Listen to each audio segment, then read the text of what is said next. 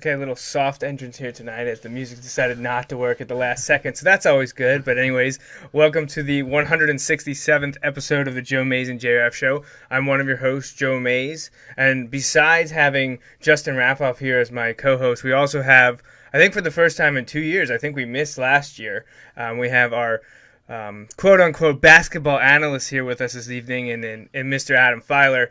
He's been with us multiple times before. In addition to basketball, I think he was also here for one of our Super Bowl shows. So he's been on a couple times. We're glad to have him back here with us this evening. We've got a lot to talk about in the NFL and free agency, but obviously today the biggest thing going on is March Madness selections, and we're going to get to that. So just take a moment here and say welcome to the show again, Adam. It's good to have you. Good to be here. I remember subbing for Justin the one time, but that was a little while ago.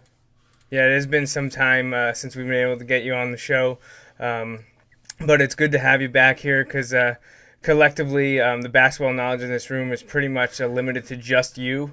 Justin and I, we could kind of BS our way through it, I'm sure, and just kind of go off what's on the screen, but it's definitely a lot better. Kind of what we do every week. Well, yeah, you're right about that. Just to a greater degree. Exactly. But it's nice to have someone who actually pays attention to not just one specific team in college basketball, but what's going on at large. And it's nice to have your viewpoints as we get everyone ready for March Madness, the men's tournament here.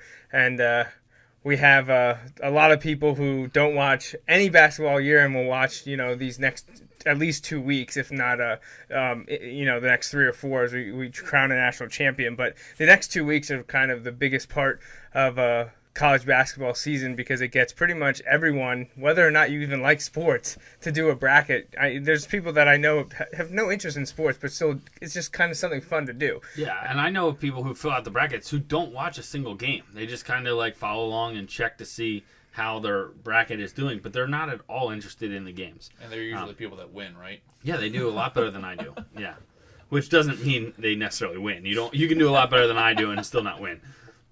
Right. So this evening we're going to talk NFL free agency and also March Madness, which if you're watching us on Ustream, I have the live CBS show going on, so you can watch some of the selections as they're happening. Of course, you'll have to listen to us talk over top of them.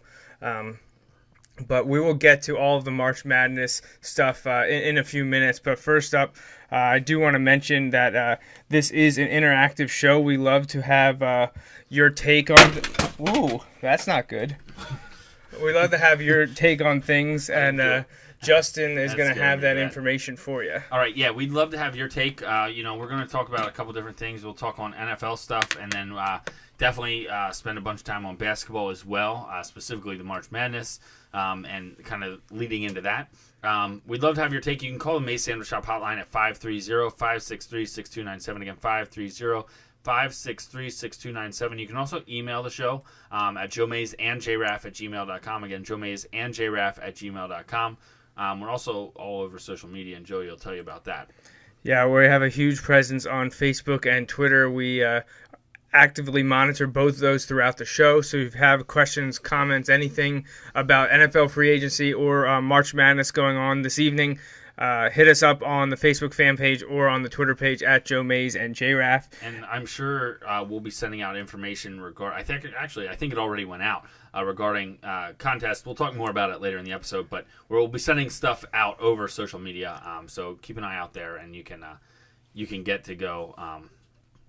You can get to where you need to get into the contest. Yeah, you're correct, though. I did put it out right before the episode started. I reopened the ESPN Tournament Challenge. If you'd like to join our group, you can find the info on our Facebook page or my personal Facebook page as well. I think the link was sent out as on Twitter as well. You can join that group by clicking on the link and then entering the group password, which for some reason was reactivated from last year. So the password is the same as it was in 2014, which apparently was the same as in 2013 because it's PSU, all lowercase, 2013. So PSU 2013 is the password again for this year's bracket challenge. We get usually about 40 or so brackets, 30, 35 people, 40 plus brackets entered. It's always a lot of fun. And, you really don't have to have any basketball intelligence at all. You just have to do whatever. I mean, we know who've won in the past. My sister's won She doesn't watch any college basketball at all. Our dads have both won, and while they watch more than my sister, I can't say that. I won't speak for your dad, but I would think it would probably similar. I'm not sure how much college basketball they watch until March. Not a ton, no. Right, and last year Ryan Yanchosik won. I wasn't able to track him down to get him on the show, but it just if you just have fun with this, you never know what can happen. And if you win the challenge through our show, you get a free show T-shirt and the opportunity to come on the show and discuss a sports topic of your choosing. So. Check the Facebook page and join our group, and hopefully we can get upwards of 50 brackets like the last few years. Yeah, that would be great. And usually we've gotten some, like as you say, like when people can come on the show and pick the topic, that kind of worries me depending on who would win. I really don't want to do a show, and I think this may lead into a listener email we have. I don't want to do a show on the greatness of Tom Brady. So, yeah, actually, we do have an email this evening, which we're going to discuss right now, and it is from Rich in East Bridgewater, Massachusetts, or as he calls it, the home of the Super Bowl champion New England Patriots. And he's going to help us link into our first topic, which is the NFL free agency and some trades. So Rich starts off, Justin and Joey, I can't wait to hear your show tonight with all that's going on. I have to hear it live because, as you know, I was on vacation the day after my beloved Patriots won the Super Bowl, and I couldn't wait to hear what you guys had to say when I got back. As luck would have it, or Justin erased it, the second half of the recorded show was gone. Anyway, I know that... Hey, funny that a Patriots fan would bring up missing recording videos. Coincidence. Anyway, I know that it is Selection Sunday and you will be having your March Madness contest, and just about everybody will be picking Kentucky, except maybe my brother Bob, who thinks Villanova has a chance. But can you believe what is happening in the NFL? Most of it revolves around our teams or the NFC East. So first, the easiest East, the AFC. Joey's team, the Miami Dolphins, sign Ndamukong Suh. Darrelle Revis goes home to the New York Jets. And LaShawn McCoy gets traded to the Buffalo Bills, all to catch up to my Patriots. Then the NFC East, brother Bill's team, the Dallas Cowboys, loses DeMarco Murray, who of all teams, Justin's Eagles. So with all of these changes, what is Chip Kelly doing? Looking forward to your show, Rich, from the home of the Super Bowl champion New England Patriots. So... first topic of the evening, NFL, which, we talk about pretty much every show. We try to put in a little bit of NFL talk. Tonight we're talking the NFL free agency because that has dominated the headlines this last week just because of how crazy it's kind of been. And it hasn't so much been the free agency with the guys that are available. No. It's been the trades, which has not been in the marquee NFL thing. Usually trades are left to baseball, hockey, and to a lesser extent. You don't see big name guys getting traded in the NFL. It just doesn't happen. Baseball, hockey, basketball, NBA, NHL, MLB, they have those kind of big multi-team trades and big marquee players. NFL, not that often. It happens, but not as much as it happens in the other three professional leagues. Well, that kind of changed on Tuesday. Yeah. Now, we heard about one or two of them leading up to it. One of them being the LaShawn McCoy trade, which we'll touch on in a little bit. But let's start first with the free agency in general, some of the big names that have changed teams and the ridiculous amount of money that they've been getting. Then we'll focus on the Eagles and mention LaShawn McCoy among the other trades happening in the NFL. So in NFL free agency, the biggest name on the market this year was Lions defensive tackle Ndamukong Suh, and coincidentally enough, he ends up signing with my team. So pretty crazy. I did not expect it 2 weeks ago. A week ago when it was breaking, I was on a bus on my way home from New York. Trying not to freak out. But yeah, the Dolphins signed, easily a top 3 defensive player in the league right now. Arguably number 1, probably with J.J. Watt, or one of those two will probably take the title, at least over the last few seasons. He's been the most dominant defensive tackle in the league for at least the last 2 or 3 years, and he's been extremely productive in all 5 years in the league.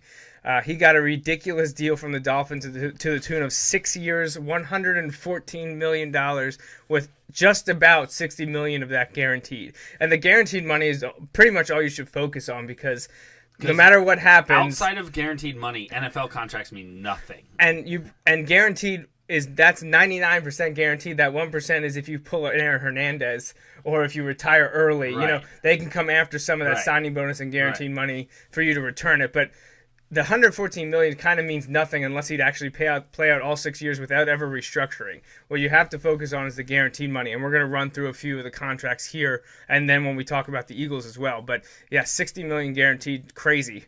This is a crazy number, Yeah, for a defensive tackle. right? But I did hear this crazy thing. Ndamukong Suh's dad, 5'8". All That's right? nuts. He's like 6'4", Yeah. 315-ish, right around there. big dude. But I guess his great grandfather was like 7'3". Like 7'3" to 5'8". Right.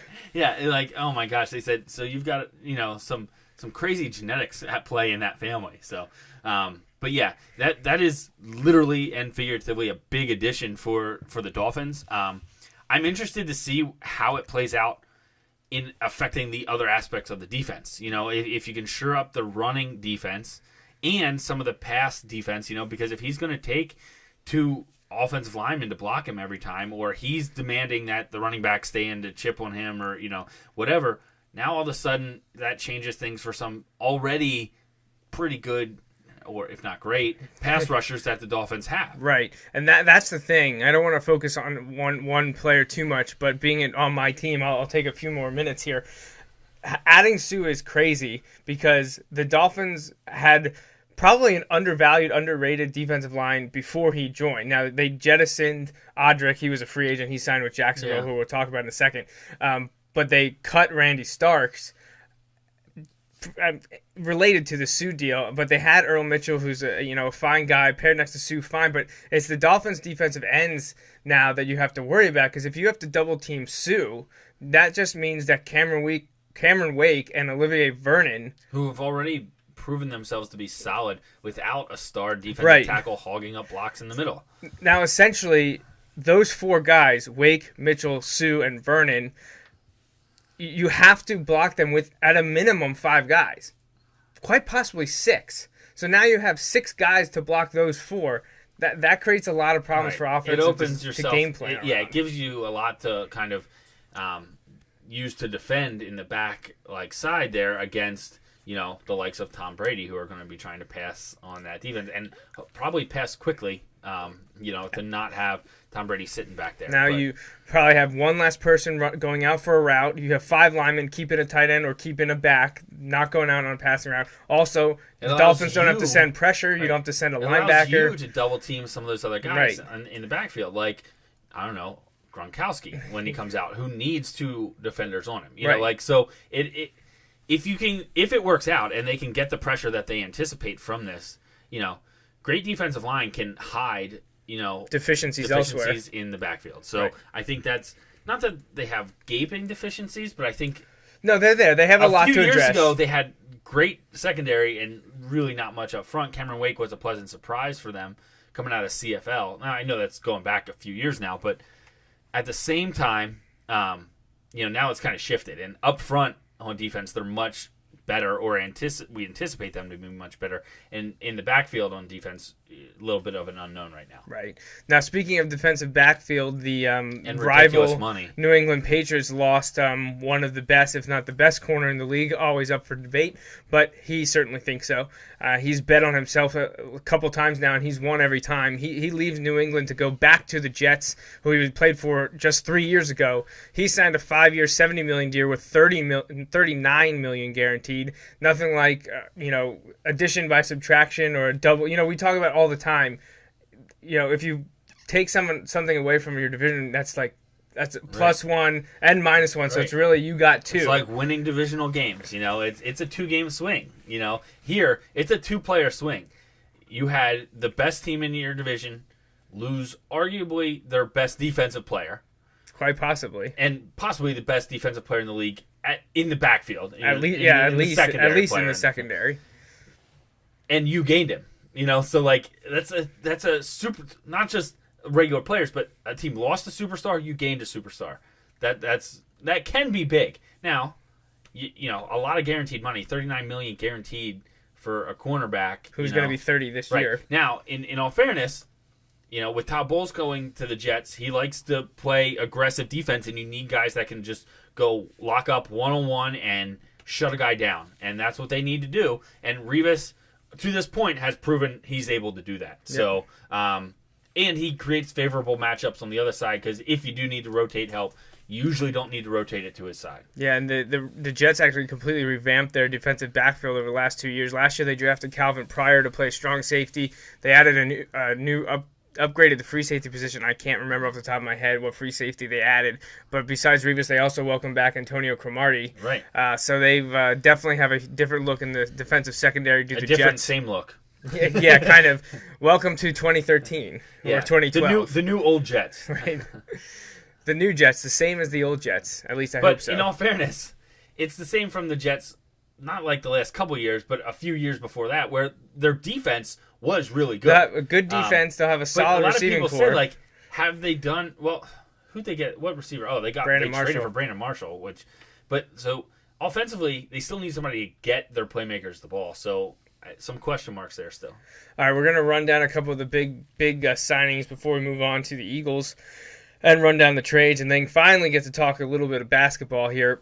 But first, some of the other big deals that happened were former Broncos tight end Julius Thomas signed with the Jaguars. 5 years, he got $24 million guaranteed. Somebody said he left Peyton Manning to go to the Jaguars. The last big contract he'll ever sign. Yeah, I mean sometimes it is all about the money. In all fairness, though, whatever. And I've said this. I think it's basically like, look, if money's not going to be that close, like if Peyton Manning had like more than a year or two left, possibly 1 year left, I think Julius Thomas may stay. But he doesn't, and we saw that kind of at the end of this year. He may be able to regroup and have a solid year next year. But if he retires after next year, then Julius Thomas is stuck there, and Denver's rebuilding because it's going to be a complete rebuild in Denver when Manning leaves. And they may not think that, and they may not try to have it that way, but it's going to fall apart quick. And they're not going to get the free agents that they were getting, and I think they're starting to see that already. I thought I heard Denver was offering $7, maybe $8 million a year for Thomas, and he was able to get a little over $9 million. So it looks like he was looking towards the future. In Florida, where there's no state tax. Right, so he's actually going to end up getting more. Staying with Florida, Miami defensive tackle Jared Odrick, former Penn Stater, actually from Lancaster County, moves up north in Florida to the Jaguars. He signs a 5-year deal with $22 million guaranteed. Jaguars are real players in free agency. They have to be. A lot of people talk has been happening that as of I think the start of league year next year, at some point in the beginning of the 2016 league year, there was a minimum cash that every team had to spend, and there's a lot of teams that aren't close to it. So they have to be active this year and next year to get to that. The Ravens lost speedy wide receiver Torrey Smith to the 49ers, 5 years, $22 million guaranteed. And the Texans cut long time, I think 13-year wide receiver Andre Johnson. He quickly signed a 3-year deal with the Colts. Another superstar going to a team you're trying to catch. That's tough. The Texans are trying to catch up to the Colts. Texans, I think, did a little better than some people expected last year.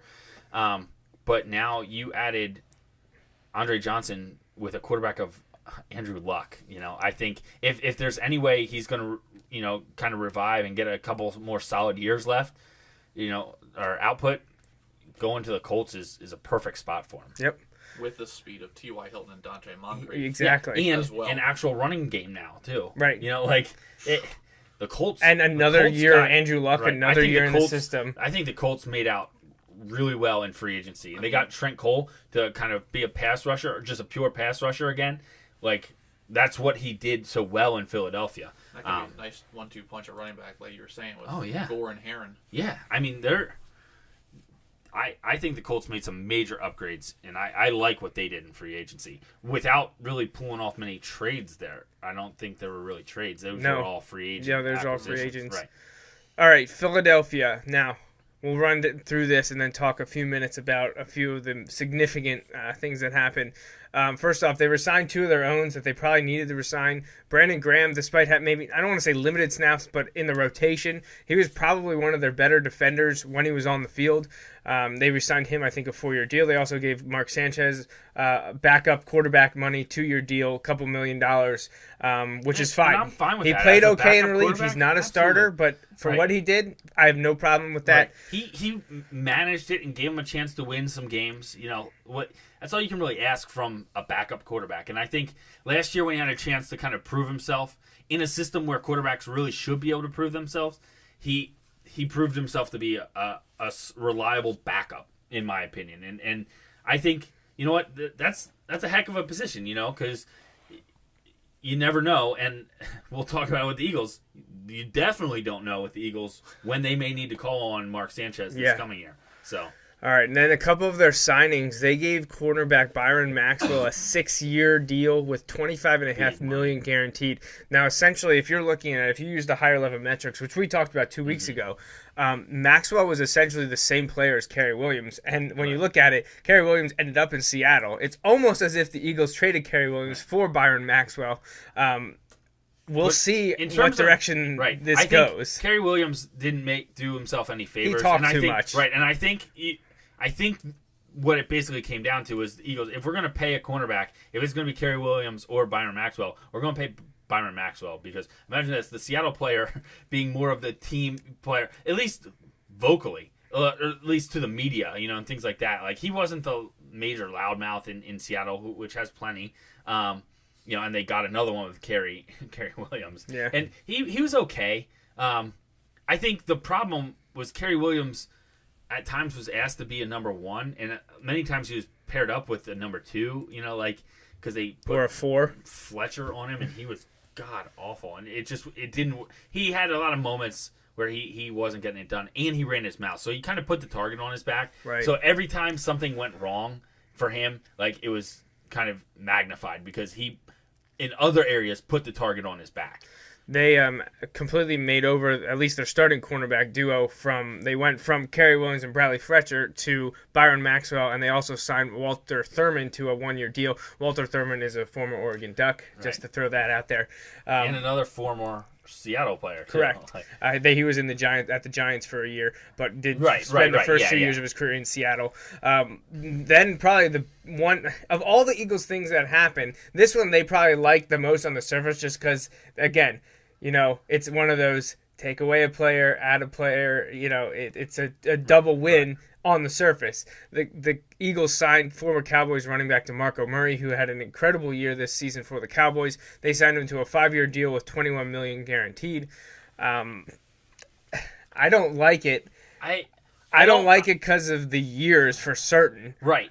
But when I look at it this way, and again, this is trying to be optimistic about it because it's been up and down. And I tried to stay level with all these moves the Eagles were doing. It was absolutely crazy, all the stuff they did this week. But anyway, signing him, part of it is you took him away from the Cowboys. So if you're going to pay a little bit more to take him away from the Cowboys, I'm okay with that.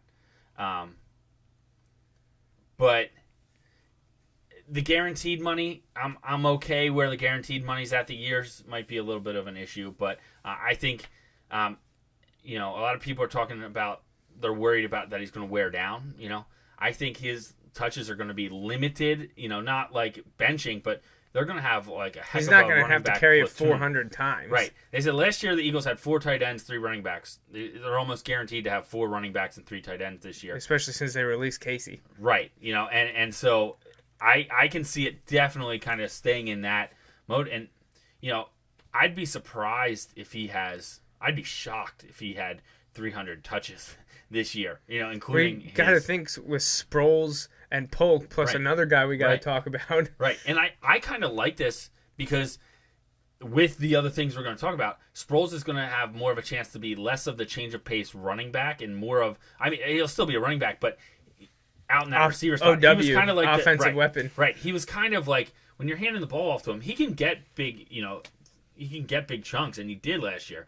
But, I like the threat of lining him up in the backfield, and then, you split him out to the slot or something like that. Chip Kelly, he is kind of crazy, but is he, like, crazy smart, or is he just crazy? And we're going to have to wait and see which is going to be. However, and I'll talk about this more kind of when we talk about some of these trades, a lot of people, I think, were at least jumping off the bridge and, like, panicking. And I'm like, what are they afraid of? When Chip Kelly took over this team, they were 4-12.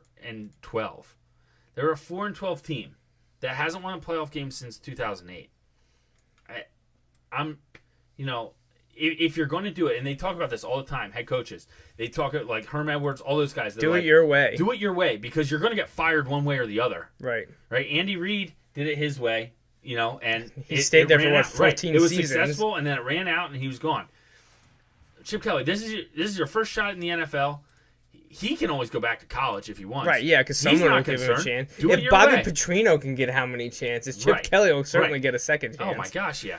So why would you, if you're going to have Chip as your coach, I feel like you've got to go all in. You can't be like, oh, we want to implement some parts of what you do. No, that's not how it works. It's the whole deal. And if you were going to be that way, it was a terrible hire for a head coach. Right. You know what I mean? If they weren't going to go all in on Chip's philosophies, it's a terrible hire. You don't want to hire someone and then micromanage everything they do. Or then castrate them and be like, I'm sorry, that's not what we want to do. Right, then you shouldn't have hired them. Right, exactly. You got to roll with it. You got to. I completely agree. Okay, running down the other Eagles transactions, they added another running back in Chargers running back Matthews. They also added Packers cut linebacker Brad Jones. They also added another linebacker, but this time in a trade, and this was a big one. They added former Oregon linebacker Kiko Alonso of the Bills in exchange for LaShawn McCoy. The Bills then gave LaShawn McCoy a big contract extension, a lot of money.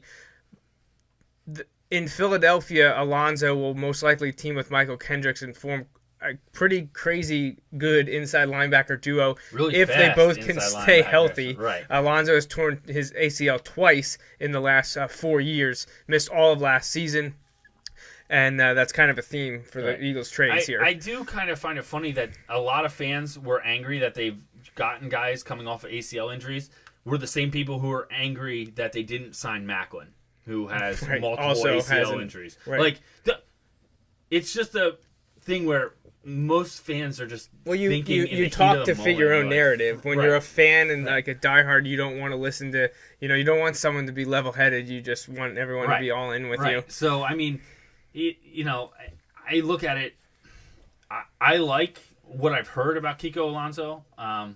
Hopefully he can stay healthy. Because if he can, it could be dynamic with him and Kendricks in the middle there for the Eagles. I like the trade for both teams. One, absolutely. Because the Bills didn't really miss a step on defense without him last year. Right. Not to say he's not good, but they had guys to fill in. Coach now. Right, exactly. And the Bills needed a running back. At the time, I felt like that's what the Eagles were doing too. Chip was saying, I don't need a top 3 running back in the NFL because in the system, I can get production. I'm not saying top 3 production, but I can get production out of a guy who I'm going to pay a heck of a lot less to. Now, that's not what they ended up doing. They ended up paying a guy a lot of money to take that spot. But I kind of look at it. They get Kiko Alonso, they get DeMarco Murray, and they got Ryan Matthews. That doesn't happen if they just re-sign McCoy. That those options wouldn't have been available. So it did kind of open some things up, even though the money-wise, they ended up spending the money, but they have to spend it anyway. You can't just sit there grossly under the cap like you used to be able to and just bank that money. We're going to talk more about NFL free agency, trades, and whatnot on next week's show. So we'll wrap up the NFL talk this week. We'll finish we'll start next week with more Eagles discussion, leading off with the other trade that happened, which was a surprise of switching quarterbacks and rotating draft picks. So there's a lot to talk about there. In Chip we trust. We're good. It's where you have to be there. You can't be any other way. Right? Why not? Like that's basically. Why would you bring him in as the coach if you weren't going to let him just go all out? I'm all in. There's plenty of other trades to talk about as well. And we'll dedicate all next week to the rest of the NFL offseason and dive more into the Eagles talk and touch on some of the other teams that I know our listeners are interested in. But we really need to move on to the NCAA March Madness selection show just ending, wrapping up. The brackets are done. They're talking analysis now, and we're going to dive in right away. Now, I know entering it, I looked at the bracketology on ESPN. Joe Lunardi, he projected his 1 seeds to be Kentucky, Villanova, Duke, Wisconsin. I think that's exactly completely right. How it worked out, yeah. And I haven't seen pretty much any of the brackets, so I don't know if his other stuff worked out. Heath had Georgia, BYU, Colorado State, and Texas as just in. Temple, LSU, Boise State, and Ole Miss as being like playing basically the last 4 in. And then missing out, he had 6 teams: Indiana, UCLA, Miami, Florida, Old Dominion, Murray State, and UConn. I know UCLA made it. Okay. So did Indiana. Indiana's a 10 seed. Okay. All right. So now this was a couple hours ago. I don't know if he updated it or not. But let's pull up the bracket. Oops. Let's make this a little bit bigger here. All right. All right. And okay. Let's just go like this. All right, there's the bracket if you can see that if you're watching. I'm not sure how well you can see that. But, all right, so we know the number 1 seeds. Probably pretty straightforward. Was there any doubt as to who the top 4 were going to be, Adam? You and I had both talked about this. You and I this morning, and you and I yesterday, Joey, about the 1 seeds in particular. I feel like Virginia got a raw deal. Obviously, the big talk has been about injuries, and that's a common theme throughout with a lot of these teams. Virginia had a solid season. They lost at home to Duke in the regular season. Since then they lost Justin Anderson to a hand injury, broke his pinky. I'm sorry.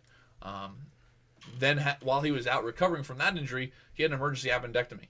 So he comes back surprisingly early and plays in the last 2 games of the ACC tournament. Yeah, a couple weeks ago we were like, oh man, they need to make it out of the first round just to give him a shot to play. Right. Wrong. He played this week. That's unbelievable. And he played bad. Right. To be honest, he played bad. He was not himself. He could not make a shot. But it's difficult shooting with your pinky and ring finger wrapped together. Yeah, really. On your shooting hand. But he's back. And if he's playing this early, by the time they really need him, which looking at the brackets, is now the first weekend because they have a really tough second-round game against most likely Michigan State. And we talked about how Tom Izzo in the tournament is just brutal. I saw somebody said, like, in college basketball, the months are like, November, December, January, February, Izzo, April. Like, his team, regardless of what you think of them in November, they're always ready to go in March. Like, it's unbelievable. So, you think Virginia deserved a 1 then? I do. And the biggest thing, everyone's argument is, well, about Duke and Virginia is Duke and Virginia did not make the conference championship. And I completely understand. They both got, quote-unquote, upset in the semifinals of the ACC tournament. Okay? But let's look at who they got upset by. Yeah, North Carolina and Notre Dame, who are top 20 teams. Notre Dame is a 3 seed. North Carolina is a 4 seed. Right. In the tournament. Right. Whereas who did Villanova beat? Right. Who's the best team Villanova beat? Probably Kansas. No, I'm talking in their conference tournament. Oh, in the conference tournament. Providence and Xavier. Because Georgetown got upset. Oh, you're right. They beat Providence and Xavier, who are both 6 seeds. Right. Okay. Yeah. Who'd they beat? Wisconsin. Who'd they beat? They beat Michigan State in overtime today. Right, and they were down 11 with 5 minutes left. Michigan State wasn't ranked. No. Duke and Virginia lost to top 20 teams on a neutral floor. I think, and this is just what I heard other people talking about, was because of the way Virginia didn't dominate towards the end of the regular season. I think they lost 2 out of their last 3 games, maybe, or something like that. Just the way it was set up with buys in the ACC tournament. And they got like upset by Louisville, at Louisville by 1 point. Right, and it's Louisville. Right, exactly. Like, I'm kind of surprised because you hear a lot, you got to look at the whole picture. Well, in my opinion, what they did here, and this is a little bit of the homework because I root for Villanova. Like, I think Nova got a 1 seed, but I think what happened was Wisconsin, looking at the way they seeded them, Wisconsin got a 1 they're like 31-3, and they've had a great year. Like, don't get me wrong, but one of those 3 is kind of a lopsided loss at Wisconsin, where they never lose to Duke. Mm-hmm. Now, I know that was early in the season, but Virginia split with Duke. No. Virginia and Duke played once. Oh, did they only play once? Duke Sorry. at Virginia. Okay. Yeah, so, I don't know. I think they talk a lot of, it's the big picture, you got to look at the whole thing. I think with Virginia, they got very short-sighted in the last 2-3 weeks. Absolutely. They put all their eggs on how they looked the last couple weeks, which the tournament committee always says they don't do. They don't put much stock in the last 10 games and this and that. And then this is the thing. In theory, because Wisconsin's the 4th ranked number 1 seed, Virginia, they don't even have them as the best number 2. No. Do they? Nope. They've got them Arizona. as right. Like They have Virginia as the right. So third, they have right. They have Gonzaga Virginia, would be the next. who is ranked. Virginia right, it goes was that way. ranked, Well, it would be I think Arizona would be Wisconsin. So And then then- Gonzaga, right. then Gonzaga. Virginia, So yeah, they Virginia, they dropped Virginia. They dropped Virginia to number 7 overall. Yeah. Yeah. Well, When maybe they- not. Maybe not because there's certain rules It's that the weird. committee does. Oh, yeah. with Yeah, conferences. yeah, you're right. Oh, you're So right. they're They not wouldn't gonna have put- matched them up with Right, Duke they wouldn't anyway. want Virginia and Duke. Now, Right. normally it's just a first round or a first weekend game if they can avoid it. But they wouldn't. I don't think they Well, want Virginia and Duke in the same. And bracket. I don't know where these games are at, so they may have put them closer to home as the 2 in the first round. In the first round games, it doesn't matter. Duke and Virginia will most likely be at the same site, even Oh, though they're in yeah, different yeah, brackets yeah. because they're just split up by Right. pods. Right, but that's what I'm saying. Like they may have put those games, put them in a bracket so that their first round games. Right, were but what I'm somewhere. saying is which bracket you're in. Like you can be in the West Oh, bracket and you can play your first round game in Philadelphia. Right. I'm just saying The That location doesn't of the matter bracket till doesn't happen Sweet until the 16, Sweet right, 16. right, yeah. right. Okay, well, all right. So you gave your take on the number 1 seeds and who you thought maybe got screwed a little bit. Let's just quickly run down the brackets, and then we'll turn to you for a little discussion, maybe on what's your most interesting game, and maybe where your upset would be. All right. Well, let's start in the Midwest with number 1 overall Kentucky. They're going to play the winner of Hampton Manhattan. Then 8-9 is Cincinnati Purdue. 5-12. There's the famous 5-12 is West Virginia Buffalo. 4-13 is Maryland and Valparaiso. 6-11 is Butler, Texas. 3-14 is Notre Dame and what is that? Northeastern. Yeah. 7 is Wichita State against 10 Indiana, and 2-15 is Kansas and New Mexico State. Of those matchups, Adam, what do you think will be the most exciting for official first round game? I know second round. That's so stupid. I heard they are dropping that after this year. Are they really? Yeah. What would be the most exciting matchup in that first group, and maybe who should be on upset alert? Well, when you're looking at upset alert, I find it hard to say that an 8-9 or a 7-10 game is an upset alert. I look at those as being More evenly matched. Yeah, there's a lot of parity in those games, and Like, and how actually, teams in terms fall. of spreads and things, a lot of those 9 or 10 seeds will actually be the Vegas favorite. Absolutely. Which is, the seeding can mislead a little bit there. You listen to a lot of experts, and ironically, I've gotten a chance to watch a lot more basketball this year than I have in years past, just from being up late at night. Funny how that works. I got to watch a lot of baseball last year. Yeah, I feel much more well versed in basketball right now. But as much as I've always loved Butler, they are in trouble. Texas is a team that has gotten better and better as the year goes on. They are very athletic, can get up and down the floor. The Big 12 was a loaded conference this year, and the CBS showed a stat. Big 12 and Big 10 had 7 teams each. ACC had 6. I think the ACC got a raw deal. I thought Miami deserved to be in as well. Yeah. But the Big 12 is loaded, and Texas is very easily can win that first round game against Butler. The other team that's very dangerous is the other Big 12 team that I'm seeing in this bracket. Well, there are a couple other Big 12 teams in this bracket, but West Virginia is a dangerous team. Mm-hmm. They've played their last couple of games without their 2 best players. Jawan Statton's been out with an injury. He missed the entire Big 12 tournament and a couple games before then. And then his backcourt mate, I can't think of his name, he got hurt in the Baylor game, the first Baylor game at the end of the regular season, when Gaithers rolled up on his ankle diving for a loose ball. Completely legitimate play, not dirty whatsoever. Just a freak accident that happens when one guy's going for a loose ball and he dives on the floor and the other guy doesn't dive on the floor and you can get rolled up on. So I think a lot of that depends on injuries. If West Virginia is healthy, West Virginia is a dangerous team. West Virginia Kentucky game, if that ends up in the Sweet 16, could be interesting. Don't get me wrong; it's not going to happen because Cincy's going to run into UK in that second round, and I think Kentucky's going to Don't count out beat Purdue. them. Purdue's But young and talented. I just mean it would be really cool to see a Sweet 16 game of Bob Huggins against Cincinnati. True. It won't happen. Like that would require a few upsets, but of massive proportion. But it's not like that would just be a cool thing to see there. I saw on that bracket. But yeah, West Virginia. Like I said, Huggins can have his guys ready to go. they tend to do well when they can get on a roll in these tournaments sometimes. And they buy in. Virginia, coming into it, I said that two of the most dangerous teams that as a Duke fan, I didn't want Duke to face were West Virginia and Baylor.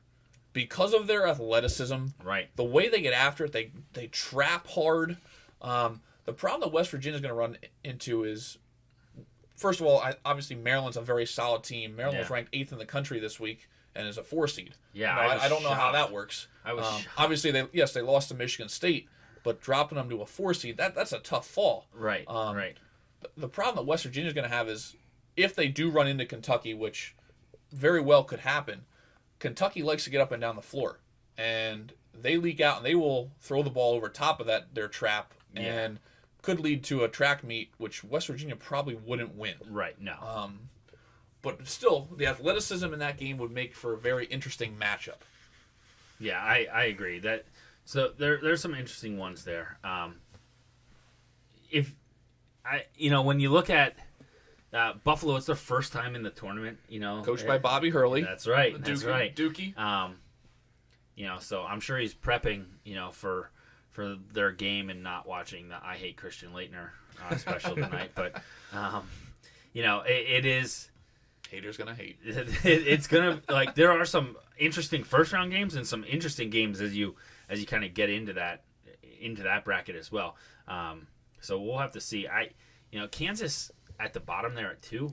That's kind of, I don't know. I like Kansas only because I picked them one year and they won the whole thing and that won the tournament for. Was that the year they beat Syracuse? I think so. Yeah. Oh, okay. Yeah. So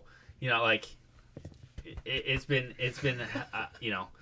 but they're up and down so much. Absolutely. And that's every year under Bill Self. It is they're every kind of year. up and down. And that's an interesting potential Elite Eight matchup. I don't think it will happen. No. But Kentucky waxed Kansas by about 40 earlier. I don't remember the final. I know they beat UCLA by 40, but they drilled Kansas early in the year as well. Notre Dame's very dangerous. Obviously, we saw what they did through the ACC tournament. Out, man. And that's the thing. Everyone says defense wins championships, and I'm a firm believer in that philosophy, as you well know. But when you're hitting shots from 35 feet, there's no defense that's going to stop that. But offense can definitely win a game. Yeah. Offense can definitely win a game. You don't have to be the best defensive team if you're going to shoot the lights out. And there are a couple teams in this tournament that can easily pull off some of those upsets, and I'm looking at a bunch of those 6-11 games as being examples of that. Yep. So. All right. Unfortunately, we don't have a ton of time, so we're just going to make this real quick with the other parts of the bracket. In the East, if you pick up one of the first round or second round games that maybe will be more interesting than you'd expect based on seedings, what would you pick? I think you got that 5-12 in Northern Iowa, Wyoming. Wyoming's a dangerous team. They had a couple injuries early in the year, and because of that, they lost some games, and they got healthy, and then they came back and ended up winning their conference tournament. They got some guys that can shoot. They can fill it up a little bit. Now, Northern Iowa is very good as well. But that'll be interesting. And then right next to that, I'm looking at that 4-13 game. Louisville obviously hasn't been the same since they let Chris Jones go. They lost a little bit there in the guard play, which hurts them, especially with the pressure and their style of play.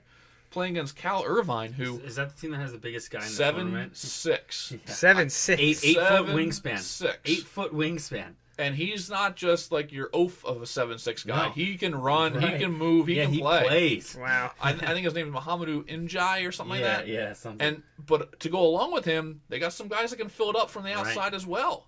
That's a very dangerous 4-13 game. Yeah. All right, look at down south now and where your Dukies are. I love that bracket for Duke. that to me is the weakest bracket. Well, that's good for you then. We're all Duke fans, really. We have no problem with Duke here. I know a lot of people do. I love the fact that they have Georgetown as a 4 and Utah as a 5 in that bracket. Right. Utah, just not impressive. I know they're ranked and everything like that, but not impressive. And the couple times I got to watch them play. Now, I watched them play Arizona and Oregon and, some of the top teams out of the Pac-12, but just they have the DeLon Wright who, is, I guess, highly recognized for Utah as their main guy, but not a lot else, in my opinion. Right. They have a couple big guys, but that's about it. All right.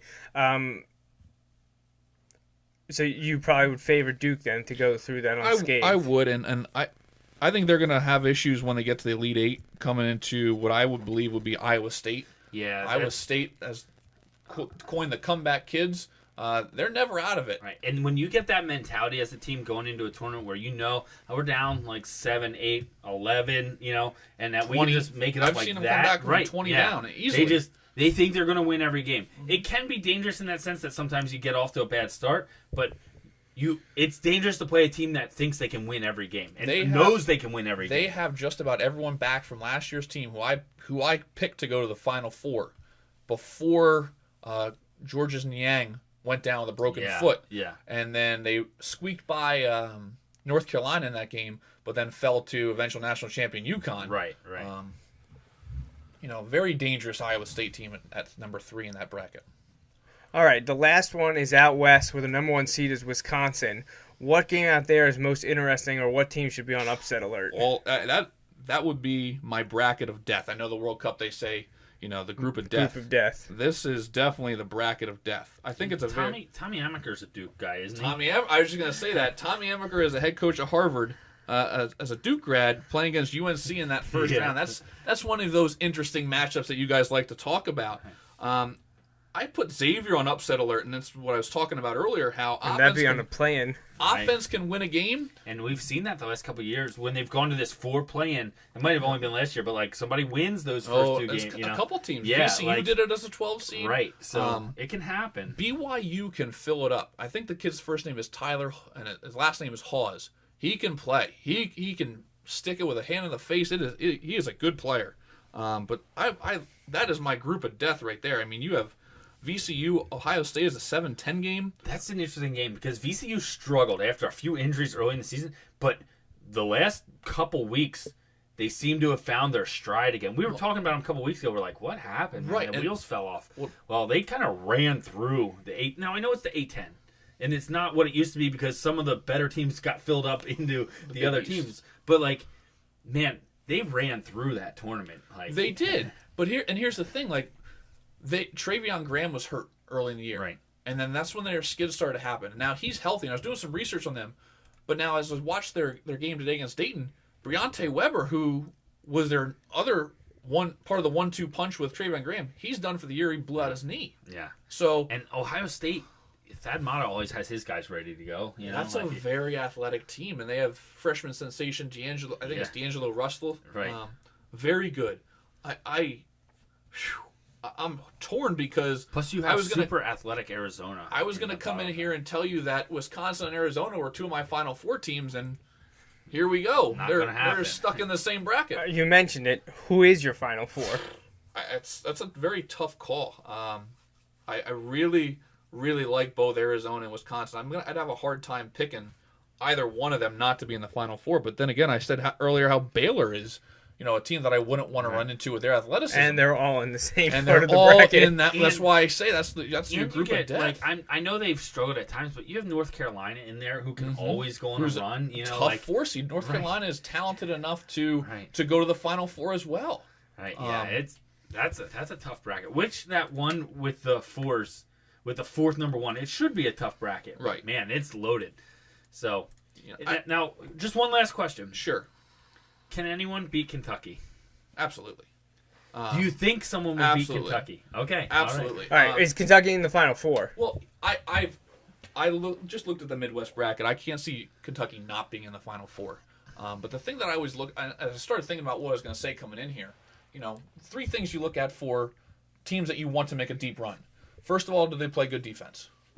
Second of all, are they versatile teams? And what I mean by that, are they multidimensional? Right. Teams that can just shoot like a Notre Dame, right? Like Duke the previous years. If you're having an off night, you're in trouble. Goodbye, yeah. Right. One cold shooting night and you can lose. Duke versus Lehigh, Duke versus whoever they lost to last year. It's possible. And do they have senior leadership? Right. Because it's that experience in a tournament, you can't coach that. And as great as Kentucky is, with all these freshmen and sophomores that they have, Sure, they have the Harrisons back and Cauley Stein. Cauley Stein was hurt last year for the run, but he was still there for it. So they have guys who played last year, but for all in all, they're young and inexperienced kids. Right. Pressure can get to you, Right. And that's why I think they'll get knocked off, and it might not be until the final. Right.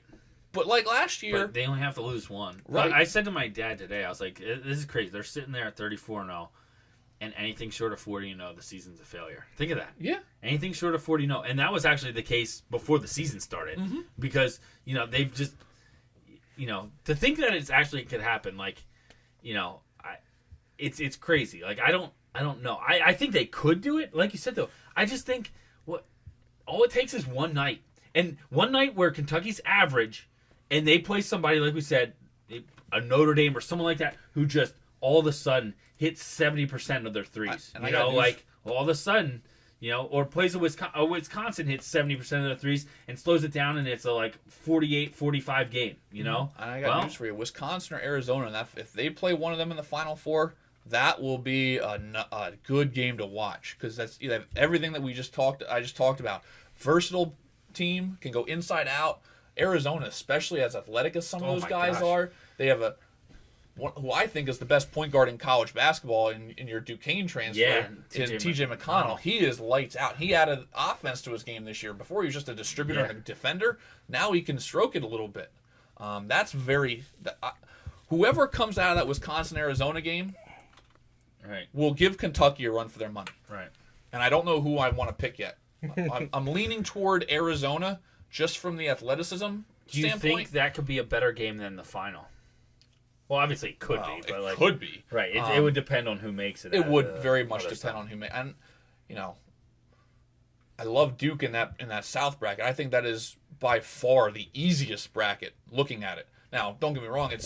St. John's is very talented, but as you said, they suspended a guy for 2 weeks, so they wouldn't have him for that game if they beat San Diego State. Right. With San Diego State, you never know. Like, they've been on kind of that spot, where they can make runs in the tournament, or they can fall short in the tournament, but you never know. So yeah, it'll be interesting. And that's the fun of this. Like, we sit here and we talk, and every year, there's something crazy happens every year. So, we know not all 4 ones are going to make it.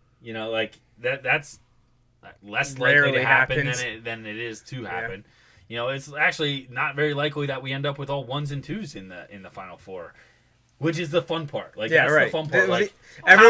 How chaotic is it going to get? Who's going to be your Cinderella? And as soon as, and this is funny. My wife can't stand this, and she can't do this. She gets mad when her bracket things don't work out. As soon as my bracket shot, I am rooting for chaos. I am rooting for the upsets, whether I picked them or not, because it's done. I want to see crazy. I want to see the VCUs make the final. I want to see Harvard upset George Mason, whether I make it or not. Absolutely. Why not? That's fun. Yeah. And that's what college basketball has that nothing else really has. Yep. And I hear a lot of people say it makes the regular season meaningless. No, it doesn't. Look at some of those games in the regular season where they're packing the stand. It may make it meaningless to you, right? But not meaningless. College basketball overall. doesn't need you, because you're still filling out the bracket and watching that. Yeah, no matter what. It doesn't make it meaningless. Yeah. All right, so join our bracket challenge. It's through ESPN. We put it on the Facebook page. It was sent out on Twitter. Password is PSU, all lowercase, 2013.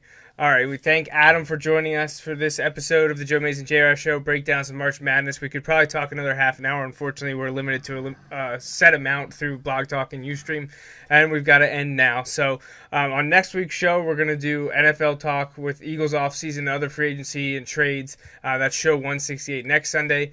One shout-out from me, or from us this evening, a little bit early, but happy 30th birthday to our music producer, Greg Hill. Joining the club. Club. Welcome to 30, my man. The 3 of us are in it already. We'll see you in a couple days. Anything to add? Any shout-outs from you? No, not off the top of my head. No. And any last words, Adam? Shout out to my little baby boy Matthew listening at home. Absolutely. I got a text that he stopped crying when he heard my voice. And there you go. We got to rush you home. You got to get on diaper duty, right? No, leave that to the wife. All right, that's it. Then thanks for joining us. That wraps up the 167th episode of the Joe Mays and J-Raff Show. We hope you tune in every Sunday evening at 6:30 for our take on sports. Until next time, I'm J-Raff. And I'm Joe Mays. Thanks for listening.